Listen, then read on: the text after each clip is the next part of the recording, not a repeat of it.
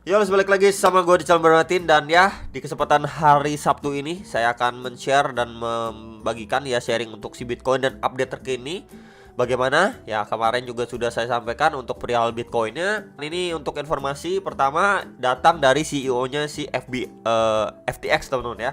Jadi intinya memang si CEO-nya ini sudah, atau bisa dibilang Kribo ya teman-teman, si Kribo ini sudah mengundurkan diri sebagai CEO. Dan juga di sini kita bisa baca juga ya, dia ini udah mengajukan untuk pilot atau ya bangkrut teman-teman, udah menyatakan seperti ini.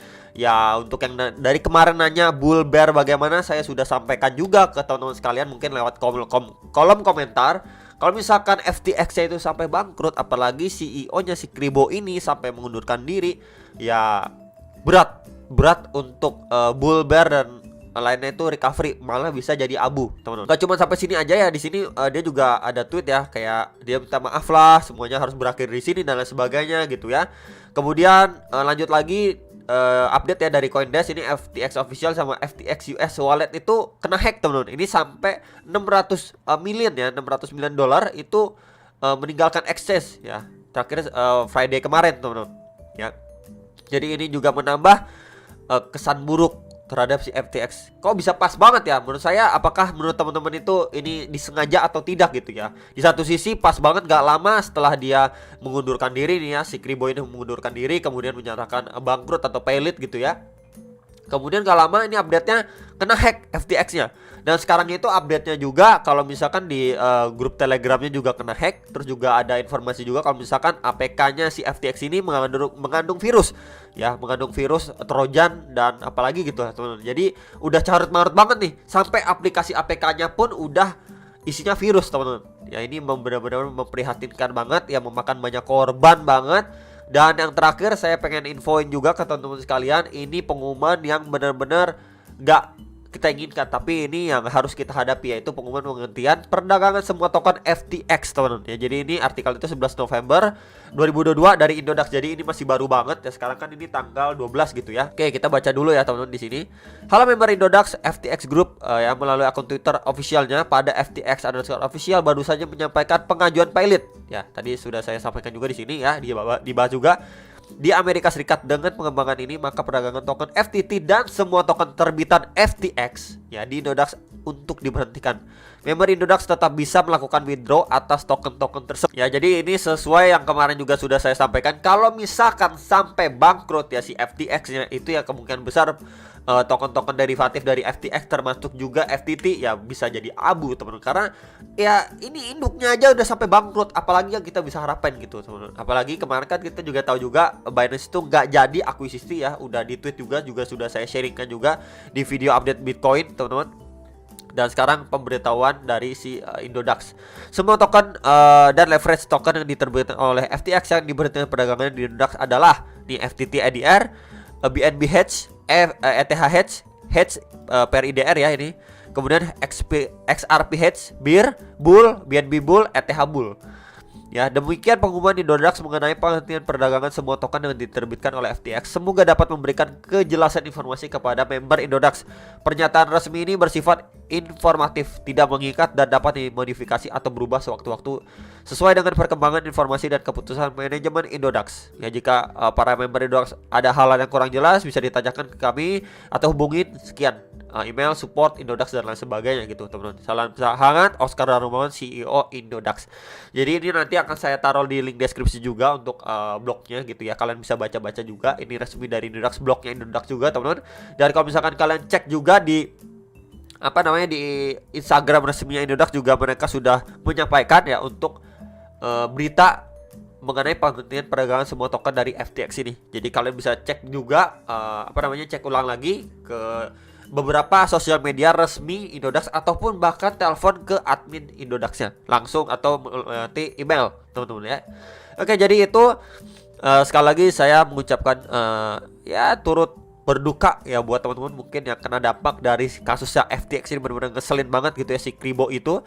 Akhirnya ini bisa menanggut ataupun yang mengalami kerugian nih dari beberapa tokennya keluaran si FTX Group ya. Jadi sudah saya sampaikan juga tadi mengenai pengunduran diri, kemudian penyataan pilot atau bangkrutnya. kemudian juga kena hack juga ya dari walletnya dia ya, kemudian Telegram aplikasinya juga ada isinya virus gitu teman-teman ya. Kemudian ditambah juga pengumuman pemerintah perdagangan produk ataupun token FTX dari Indodax ya. Jadi itu benar-benar ya kabar yang gak bagus banget lah di weekend ini gitu. Semoga teman-teman yang mungkin mengalami kerugian bisa dikuatkan lagi soon, teman-teman bisa recover. Semoga ya teman-teman, saya doakan semoga cepat recover untuk wallet kalian masing-masing gitu ya. Oke. So akan saya bahas pertama untuk Bitcoin ya. Di sini Bitcoin secara daily time frame. Jadi kemarin ini saya sudah sampaikan ketika dia drop sampai ke targetnya kisaran 15.600-an dolar, kemudian dia mantul ya. Ini di box warna hijau ini menjadi area krusialnya. Kenapa? Karena kita bisa lihat juga ini adalah area terakhir divisit pada pergerakan 17 dan 18 Juni 2022 dan mengalami kenaikan yang lumayan signifikan sebelum dia akhirnya terbreakdown lagi gitu ya. Jadi itu menjadi key levelnya untuk si Bitcoin, at least untuk balik bullish atau malah kembali tertekan gitu ya. Jadi kemarin juga sudah saya proyeksikan kurang lebih seperti ini gambarannya. Ya maybe dia ada di area sini mantul. Ini adalah key level. Kalau di sini dia mampu break ya, next target mungkin ngejar ke kisaran 19.000 dolar ya. Tapi kalau misalkan dari area sini dia nggak mampu break, ya berarti di situ buyersnya kurang ya. Kemudian tekanan seller masih tinggi, ya bisa aja dia kembali lagi ngetes kisaran 15.600, 15.700 dolar di box warna biru ini gitu ya. Dan nanti mungkin baru kita lihat apakah dari area itu berpotensi membentuk seperti double bottom dan lain sebagainya gitu ya. Tentunya kita lihat dulu ya untuk koreksinya ya, tahap penurunannya secara daily time frame candlenya, karena kita bisa bandingkan juga dengan penguatan pemantulan terakhir ini satu candle. Ya ini dibandingkan dengan baru 2 candle ya. Jadi kalau misalkan nanti terdiri dari mungkin ini 1, 2, 3, 4, 5 gitu ya, turunnya korektif 5 candle berbanding 1, mungkin itu adanya opportunity atau kesempatan untuk terbentuk double bottom ya.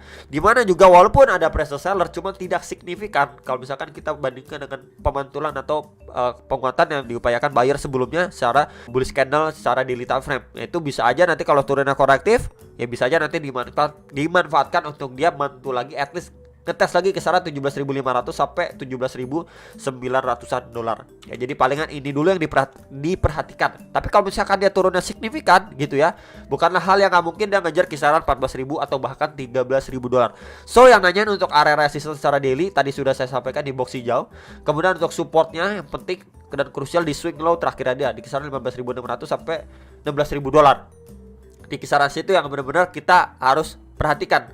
Ya apakah dari area itu mungkin di sini turunnya korektif lagi karena FAT ya masih FTX dan sebagainya ya, baru nanti keluar berita positif lagi kripto bisa mulai nanjak ya, karena juga kita bisa tahu juga CPI-nya bagus dan sebagainya gitu kan, akhirnya dia perlahan naik lagi dan lain sebagainya. Itu dulu aja teman-teman, perlu kita pantau beberapa hari ke depan khususnya untuk market kripto dan juga dari segi fundamentalnya. Next, ini untuk Bitcoin ya, secara mungkin saya turun ke time frame 15 menit. Kemarin ini kita ataupun saya sudah sampaikan ya, ini adanya trendline support garis warna putih yang sebelumnya ini mendapatkan reaksi lumayan pada pergerakan si Bitcoin sebelumnya. Jadi untuk short termnya itu dulu yang dimanfaatkan. Kalau dari area sini aja gagal di maintain sama si Bitcoin, at least dia bisa turun, dites untuk lanjut turun lagi. Dan itu yang terjadi ya, ketika dia udah di sini sideways, naik ya, naik cuman sekedar retest doang nih di garis trendline putih ini. Kemudian dia drop signifikan sampai ngejar area sini bahkan ya kisaran 16.300-an dolar. Dimana di area situ juga terakhir kali dia pullback kemudian mantul lumayan signifikan. And then kembali dia retest di area sini, kemudian mendapati reaksi walaupun tidak signifikan, tapi sekarang ini bermain di range sideways aja gitu ya. At least di box warna ungu ini kisaran 16.700 sampai 16.900-an. Ya karena memang ini juga masih bisa dibilang ini hari weekend juga kan, Sabtu besok Minggu. Jadi pergerakan yang enggak terlalu signifikan. Cuman yang perlu diperhatikan dan diwaspadai kalau misalkan ada FAT susulan, berita negatif susulan, bukannya nggak mungkin untuk si Bitcoin ya kembali drop lagi teman-teman. Ya kembali drop lagi, mungkin ngejar ke swing low-nya dia. Maka kalau itu yang terjadi, maka untuk skenario ini bisa terjadi nih teman-teman. Ya dia ngetes lagi ataupun balik kandang lagi teman-teman. Ya jadi palingan itu dulu yang diperhatikan untuk si Bitcoin. Kemudian another perspektif, kalau misalkan kita lihat secara time frame 1 jamnya, di sini terbentuk juga sebuah garis trendline resistance. Nah ya di sini kita bisa lihat di sini kena atas 1, ini 2 dan ini 3 teman-teman. Udah berapa kali kena touch. Kemudian untuk bagian bawahnya di sini kita hubungkan aja di sini. Ya ini terbentuk seperti sebuah channel ataupun falling wedge pattern, di mana itu adalah bullish pattern ya. Yang bagian bawah juga udah berapa kali kena sentuh atau di testing sama si Bitcoin, kemudian dia mampu mantul teman-teman, dan sekarang posisinya ini sudah breakout. Ya, sudah breakout dari si volume patternnya. Cuman kalau misalkan kita lihat dari volumenya juga ya di sini nggak terlalu signifikan juga, kita bisa lihat nih. Ya, untuk volumenya juga ini kecil, volumenya benar-benar kecil gitu ya, nggak signifikan atau bagaimana breaknya. Kita juga bisa lihat dari pergerakan candlenya pun. Sorry, ini saya hilangkan dulu. Sebentar. Oke ya. Di sini kalau kita perhatikan, ini waktu turun ya, candle bearish itu besar. Kemudian ini waktu dia break pun perlahan 1 2 3 4 5 bullish candle 5 tapi kecil. Berarti kan ini korektif banget nih, teman-teman. Yang benar-benar perlu diantisipasi sekarang kan dia testing di garis biru EMA 34 dan kuning di atasnya itu EMA 55. Ya, untuk antisipasi aja.